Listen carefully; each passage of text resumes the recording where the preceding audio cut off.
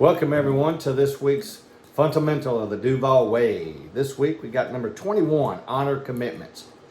Honor commitments is a big one.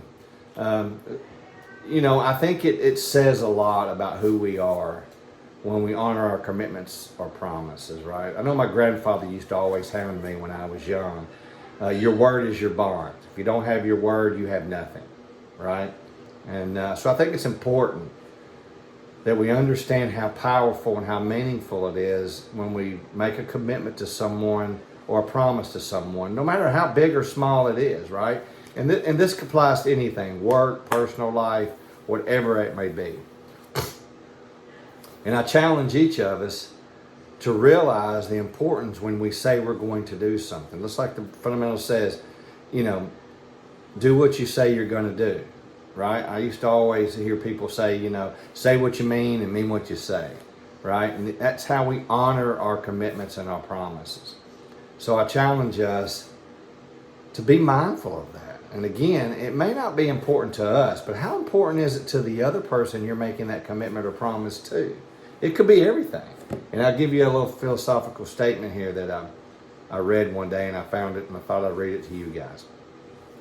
It says, one night a billionaire met an old poor man outside the rich man's gate. He asked him, don't you feel cold being outside without covering yourself with any warm clothing? The old man replied, I don't have any warm stuff, but I already get used to that. The billionaire replied, wait right here. I will enter my house and bring you something warm to wear. The poor man got so happy and excited, and he said, I will wait for you, sir.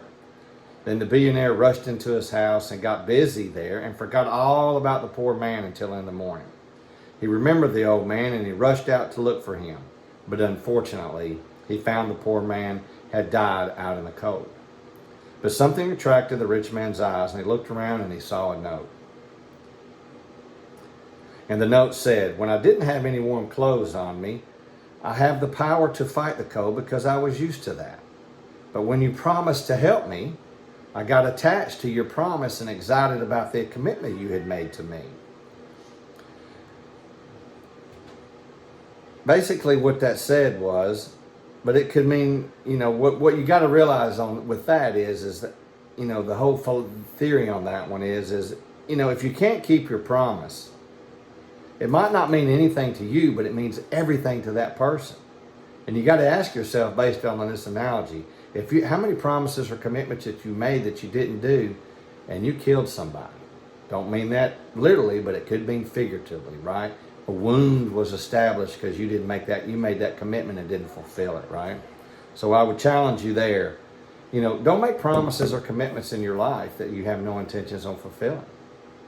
You're basically just rearing back an arrow and throwing a dagger in someone's heart, right? So that's my challenge. Let's honor our commitments and promises that we can make to each other, or don't make them at all. Safe travels. God bless. Until we meet again.